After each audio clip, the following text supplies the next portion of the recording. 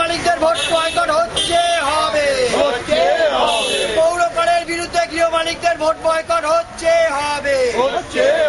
এই রাজকরের বিরুদ্ধে গৃহ মালিকদের ভোট বয়কট হচ্ছে হবে। কলকাতার গৃহ মালিকদের ওপর খাজনা হাতে রুটি মারছে কে? হাতে রুটিতে মারছে কে? গৃহ মালিক ঐক্য জিন্দাবাদ।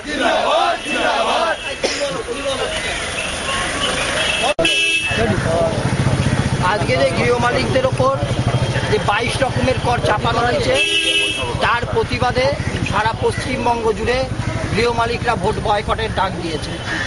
গৃহ মালিকরা ভোট বয়কটের ডাক দিয়েছে এই কারণেই যে 22 রকমের পৌর কর এবং রাজকর নেওয়া হচ্ছে, যে করের সাথে গৃহ মালিকদের কোনো সম্পর্ক নেই।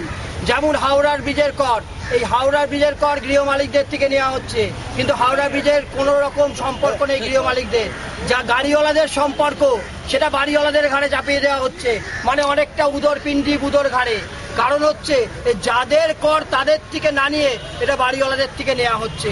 আজকে ব্যবসাদারদের কর কমার্শিয়াল সারচার্জ, এই কমার্শিয়াল সারচার্জ 100% ব্যবসাদারের দেওয়ার কথা, আইনে সেই কথা বলা আছে, কিন্তু বিরেতে বাড়িওয়ালাদের নেওয়া হচ্ছে।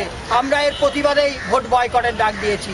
প্রপোর্শনাল ট্যাক্স 50%, এই 50% অকুপায়াররা দেবে, টেনেন্টরা দেবে, সেই টাকা তাদের থেকে আদায় না করে বাড়িওয়ালাদের বিলে থেকে বাড়িওয়ালাদের কাছ থেকে আদায় করছে, এবং তার প্রতিবাদে আমরা ভোট বয়কটের ডাক দিয়েছি। আমরা এই মিউটেশন ফির কোনো প্রয়োজন নেই, কারণ উত্তরাধিকারী সূত্রে অটোমেটিকই ছেলে বউ অটোমেটিক সেই মালিক হয়।